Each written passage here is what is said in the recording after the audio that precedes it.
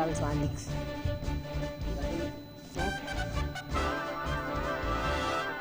Bye.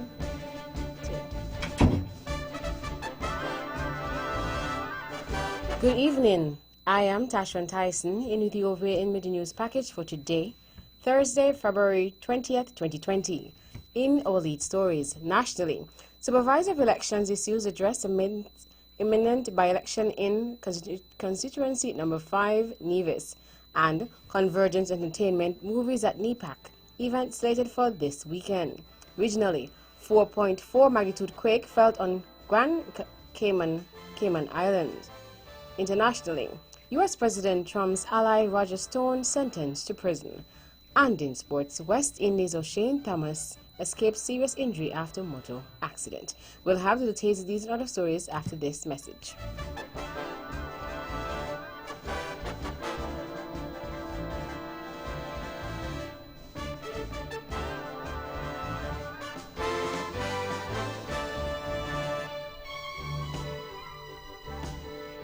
Another look. Different from how you've seen it before. Another look. Takes an in-depth look into business, politics, science, technology, religion, and more. Another look. Featuring documentaries from the BBC, regional features, and local ones too. Another look. Every Monday at 3 p.m. on the Eastern Caribbean's powerhouse, Vaughan.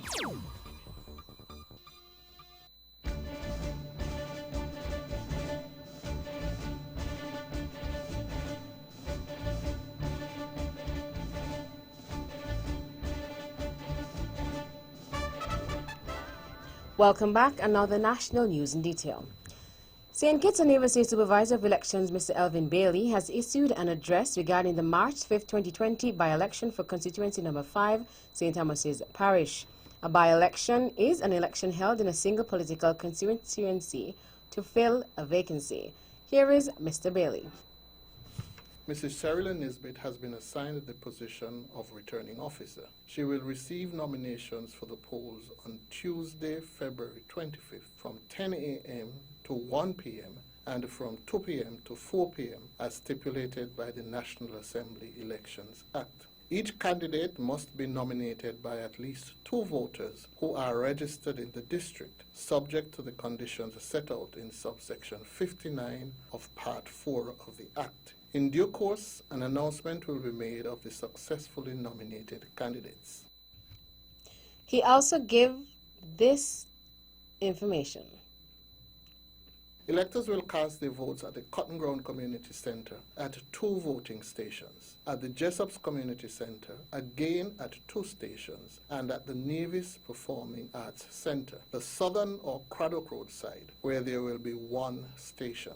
NEPAC replaces the Roman Catholic Hall, and we thank the church for its contribution of the hall over the years. The voter register will be posted at the usual places, that is, at the Cotton Ground Police Station and at Garita's Shop in Cotton Ground, at the Jessops Community Center and at the Culturama Bar in Jessops. In addition, a register is also available for inspection at the electoral offices in Charlestown and in Basseterre.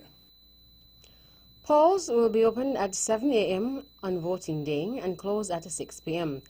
Any and all persons in the line in the precinct of the polling station at 6 p.m. will be allowed to vote. Anyone who comes in line after 6 p.m. will not be allowed to vote. Mr. Bailey said there is provision for persons who have lost or misplaced their national identification cards. Persons whose national identification cards have expired, persons who have misplaced or lost cards, once properly registered, will be allowed to vote on presentation of any other form of government-issued picture identification.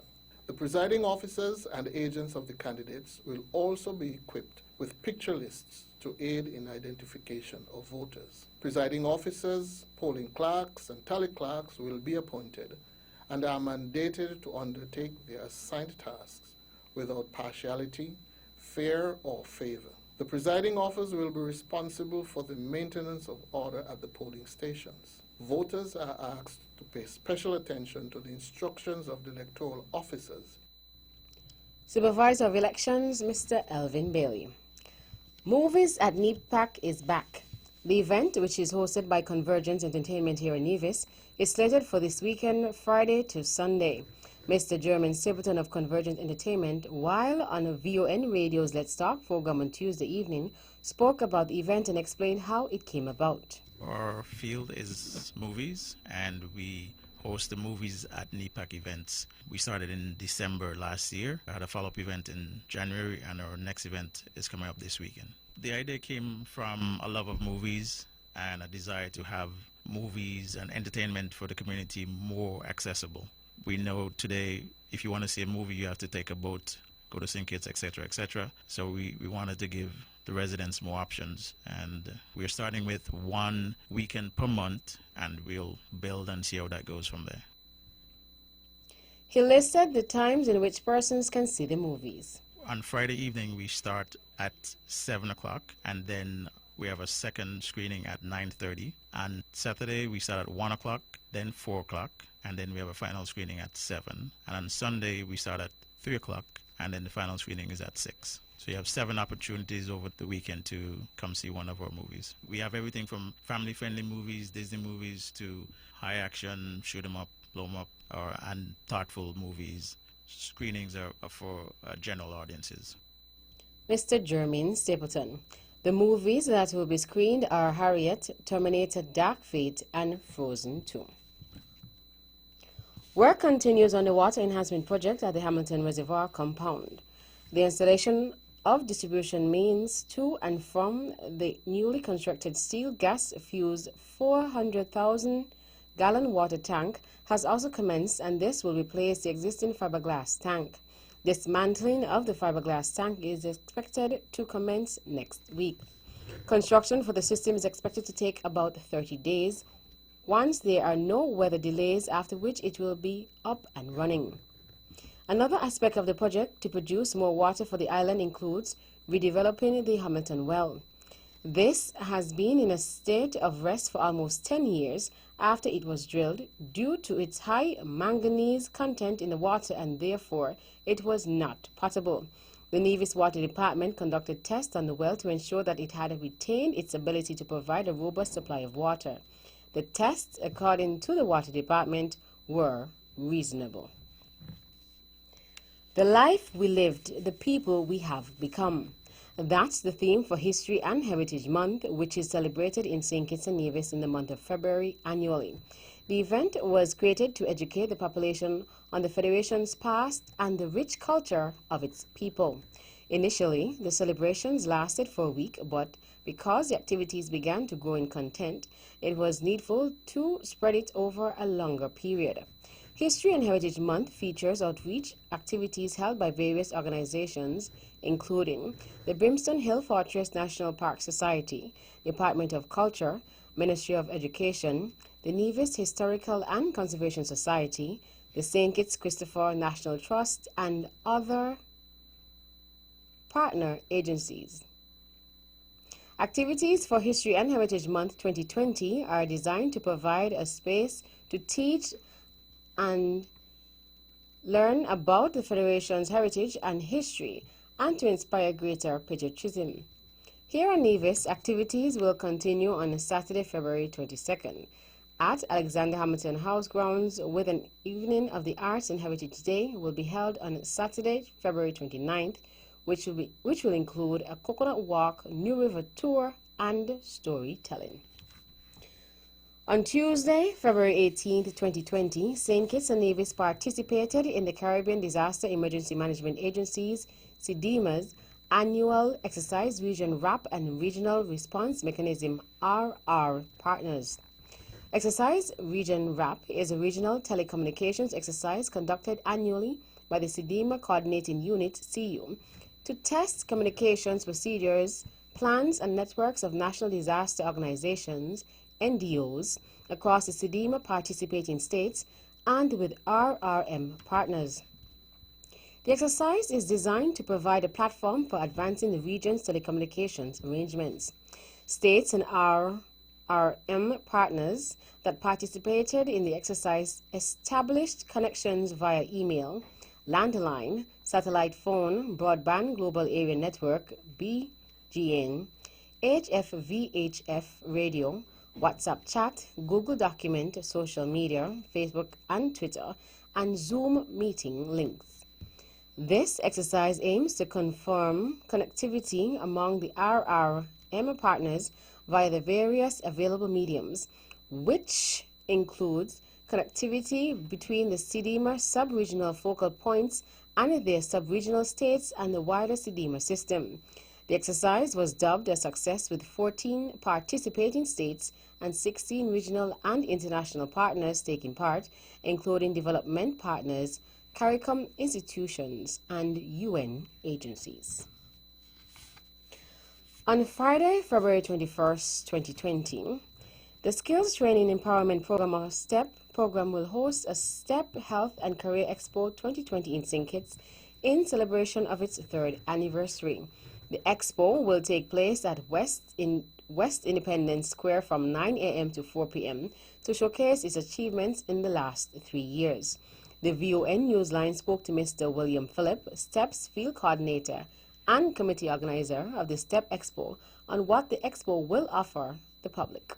Here at the square is all the training opportunities that are available. You're going to see displaced persons who are attending the AVIC, who are involved in electrical courses, carpentry courses, cosmetology, food and nutrition, and all other avenues. Also, we're going to have persons who are in the farming sector displaying their product. We're going to also have persons who are doing auto mechanic, persons who are doing child care, persons who are in the catering business. When asked what would deem the expo a success, this was Mr. Phillips's response. We are hoping also to not only to display the different fields that we are in, but we are giving persons opportunity to have a chance to go to the CFBC, NSTP, and AVEC and get themselves in learning a trade. So we're going to have our booth there with applications where one can come, fill the applications out, and seek to have an opportunity to be trained at these institutions. We're expecting a large turnout tomorrow. Also on hand, we're going to be having other businesses who may be willing and who have opportunities, who are seeking persons to be employed. So we're expecting people to come out to take part and to seize the opportunity that's going to be available tomorrow. STEP's field coordinator and committee organizer of the STEP Expo, Mr. William Phillip. The Skills Training Empowerment Program STEP was created to provide employment opportunities for qualifying nationals of St. Kitts and Nevis. In turn, it provides skill trade training, entrepreneurial skills training, workforce exposure, and income to households through a weekly stipend for its interns or the provision of microfinancing for small entrepreneurs. And finally, education ministers from the OECS Council of Ministers visited the Clarence Fitzroy Bryan College, CFPC, on Wednesday as part of the 5th annual meeting of the OECS Council of Ministers of Education. The annual meeting is a 2-day endeavor that focuses on development of the education sector across the OECS. Policy and strategy discussion will be held to make improvements, highlight weaknesses, and make further advancements to the education sector across the OECS.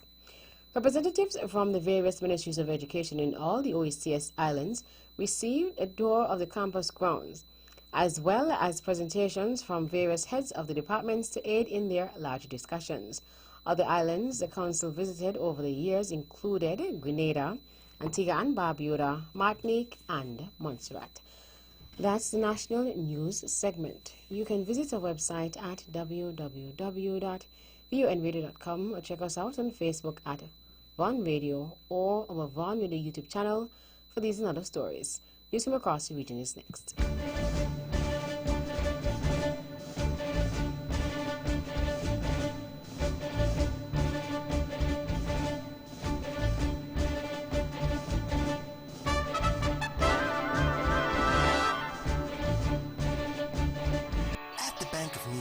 We know you have your personal as well as your business needs, and we're here to help. Our knowledgeable staff will work with you to help you achieve the financial success that you or your company needs in a competitive market. We offer solutions to make your banking experience easier, like our savings and checking accounts. Be sure to ask about our youth savers accounts and our Bank of Nevis Go Club. We offer a wide range of personal loans, including mortgage, land, student, auto, and consumer loans. Have access to your funds instantly with our BeOnline internet banking and our debit and credit cards. We make international banking and investing easy. How's your business? Give it the leverage it really needs by letting the Bank of Nevis assist you with all the necessary funding for all your business expenses. It's that easy. What are you waiting for?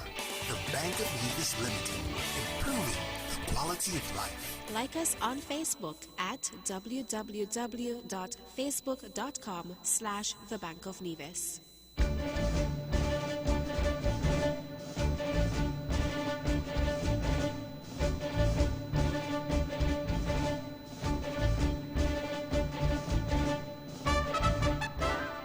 Welcome back. Now the regional news in detail. Out of the Cayman Islands.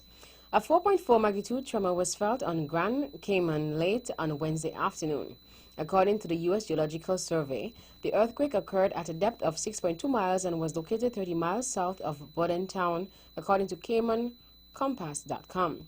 Residents took to social media to report that they had felt the tremor around 6:15 p.m. No damage was reported. In a posting on its Facebook page, Hazard Management Cayman Islands said no tsunami alert had been received from the Pacific Tsunami Warning Center.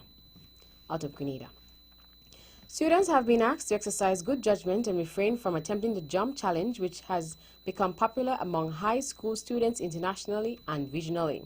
In the jump challenge, 3 people stand in a horizontal line, and while the unsuspecting person in the middle aims to jump, the intention of the other 2 is to sweep the person in the middle's feet out from under them during the act. The Education Ministry in Grenada, in a statement, warns the game is very dangerous because the person who falls can sustain many types of injuries, including broken bones, head injuries, and spinal injuries, among other things. LoopNewsBarbados.com says injuries can be serious enough to result in death based on the nature of the fall sustained. Out of Jamaica. Health authorities in Jamaica are now able to test for the novel coronavirus. Minister of Health and Wellness, Dr. Christopher Tofton, said tests will be carried out at the NIC in collaboration with the National Public Health Laboratory, NPHL. The development follows training of local laboratory staff by the Pan American Health Organization, PAHO, last week. Minister Tofton hailed the development of local capacity to test for the infection as another positive for the country's public health system. Dr. Tofton assured that the government is making every effort to build the capacity of the health system to protect the public should the virus enter the island. Acting head of the NPHL, Dr. Michelle Hamilton, said the NIC offers the most accurate tests, noting that the results will be available within 10 hours. While there have been no cases of the infection on the island to date, the Health Ministry has been working closely with PAHO to enhance national preparedness and to strengthen the capacity of the National Laboratory to detect the virus. Scores of kits have been issued and 9 persons trained to boost the detection process. The coronavirus has killed over 2,000 people. And finally, Premier of the British Virgin Islands, BVI, Andrew Foy, has inked an agreement to establish medical schools in the British Virgin Islands. According to a February 18th media release from the Office of the Premier, the agreement was signed with the Caribbean Accreditation Authority for Medicine and Other Health Professionals, CAAMHP, under CARICOM. After years of pursuit, while attending the 31st intersessional meeting of the Conference of Heads of Government of CARICOM in Barbados, I also took the time on behalf of the BVI to sign an agreement for us as a territory to establish medical schools through the Caribbean Accreditation Authority for Medicine and Other Health Professionals, Premier Foy stated. Based on an article from BVInews.com, Premier Foy said the new milestone achievement is one which will generate a number of benefits for the economy of the BVI. That's it for Regional Stories. Stay with us for news from around the world.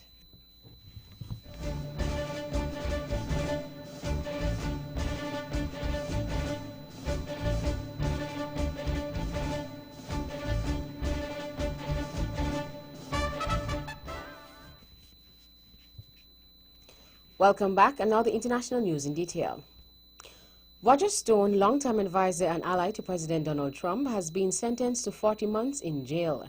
Stone, 67, was found guilty in November on 7 counts of lying to Congress, obstruction, and witness tampering. Stone is an American political consultant, author, and lobbyist. He is the 6th Trump aide convicted in a criminal case resulting from Robert Mueller's investigation into alleged collusion between Russia and the Trump campaign during the 2016 election. Mr. Trump has hinted he may pardon his ally. Stone has maintained the case against him was politically motivated. More from the BBC's Gary O'Donoghue. Initially, the Justice Department asked for a sentence of 7 to 9 years, but that was attacked by the President as a miscarriage of justice, and simultaneously the department reduced its request to the court for an unspecified period of incarceration. That led the 4 prosecutors handling the case to step down, and one resigned from the department altogether. The defence has already filed a motion for a retrial, and Stone will not go to jail until that motion has been adjudicated. Airlines have warned of a severe financial impact as the coronavirus dampens demand for travel in Asia. Australia's financial year once it had accounted for cutting flights. In a punchy debate worthy of Las Vegas, billionaire Michael Bloomberg came under attack from all sides. The field of candidates for the Democratic Party's presidential nomination has been shrinking for months, but on Wednesday night in Nevada, the debate stage had one significant new arrival. Bernie Sanders wasted no time highlighting the mayor's support of the stop-and-frisk New York City police policy that was heavily criticized by civil rights activists.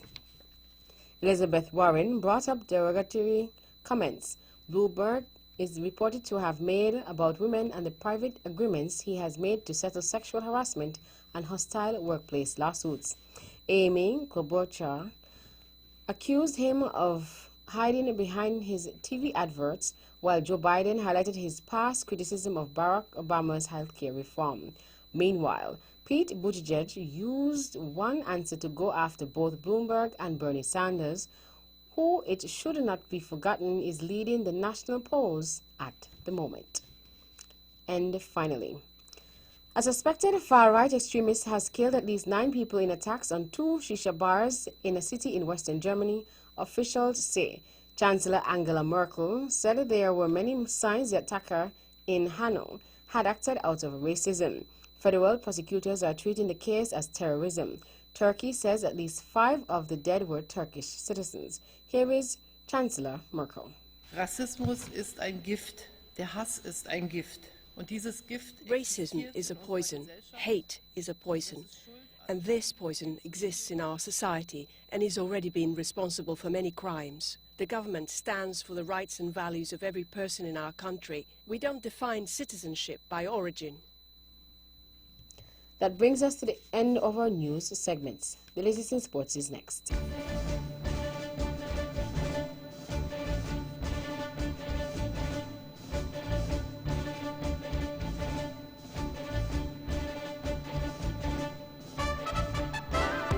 TDC Financial Services help you go for your goals. Whether you're thinking of taking that grand vacation, down payment on a house, higher education, TDC Financial Services has various plans that will allow you to go for your goals. Choose from the Accumulator Plus, Investment Starter Plan, and Fixed Deposit. Ready to go for your goals? Visit us at TDC Financial Services, where money is made easy.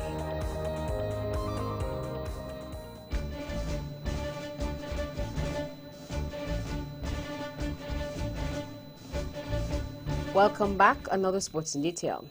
In cricket, West Indies fast bowler O'Shane Thomas has escaped a serious injury after being involved in a motor accident in Jamaica late Sunday. According to a statement by West Indies Players Association, he was involved in a 2-vehicle collision and was taken to a hospital. Jamaica Observer quoted Thomas's agent, Mark Nita, saying he was at home resting after he was discharged following treatment and scans. The West Indies Players Association, WIPA, extends best wishes to West Indies and Jamaican fast bowler O'Shane Thomas, who was involved in a motor vehicle accident on Sunday, February 16th in Jamaica, an official statement said. ESPN CricInfo.com says Thomas, who turned 23 on Tuesday and last played for West Indies in an ODI against Ireland last month, was left out of the squad for the tour of Sri Lanka. He has played 20 ODIs and 10 T20Is, picking up 27 and 9 wickets respectively in the formats. Still in cricket. Despite having not played an international match in over a year because of major injury, surgery and rehab, Deandra Dottin remains vital to the West Indies women's squad, says Captain Stephanie Taylor. In fact, Taylor believes the 28-year-old all-rounder remains one of the key weapons in the side's arsenal. Dottin has been off the pitch for an extended period because of a right shoulder injury that required surgery in June last year, following by months of rehabilitation. But she will put on the maroon outfit again when West Indies has an ICC Women's T20 World Cup unofficial warm-up match against Pakistan on Friday. Speaking at the captain's media day at Taronga Zoo, Taylor said Dottin's shoulder is still a bit off, but she's pretty much ready 98%. The right-handed batsman and right-arm fast bowler has performed well for the West Indies in the past. Her 38-ball 100 in the ICC Women's T20 World Cup 2010 is the first and fastest in the format, while the 5 for 5 she took against Bangladesh 2 years ago are the best figures in the tournament's history. And finally, in local sports. The Charleston Primary School, which is also the Inter-Primary School defending champion, held its annual sports meet on Wednesday, February 19th at the Mondo Track under the patronage of El Comido T. Willett and Carol Ward. Final point standings were as follows: Red House 290 points, Green House 283 points, and Blue House 268 points. That's it for sports. The general weather report is next. Welcome back. Another local weather forecast for St. Kitts and Nevis.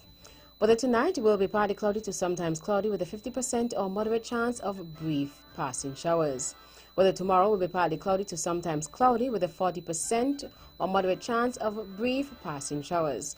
Winds are east to northeast at 10 to 18 knots or 19 to 33 kilometers per hour, and to increasing to 20 knots or 37 kilometers per hour over elevated terrain, with highest gusts in the vicinity of showers. Seas are 1.5 to 2.1 meters or 5 to 7 feet. The small craft advisory has been downgraded to a small craft caution, mainly for the waters east of the islands. Sunrise tomorrow will be at 6:35 a.m. And that's a wrap up the major news package for today, Thursday, February 20th, 2020. Before we go, let's take a look at the headlines once again. Nationally, Supervisor of Elections issues address amidst imminent by-election in constituency number 5, Nevis, and Convergence Entertainment Movies at NEPAC, event slated for this weekend. Regionally, 4.4 magnitude quake felt on Grand Cayman Islands. Internationally, U.S. President Trump's ally Roger Stone sentenced to prison. And in sports, West Indies' Shane Thomas escaped serious injury after motor accident. On behalf of the rest of the news team, I am Tashan Tyson, wishing you a pleasant evening.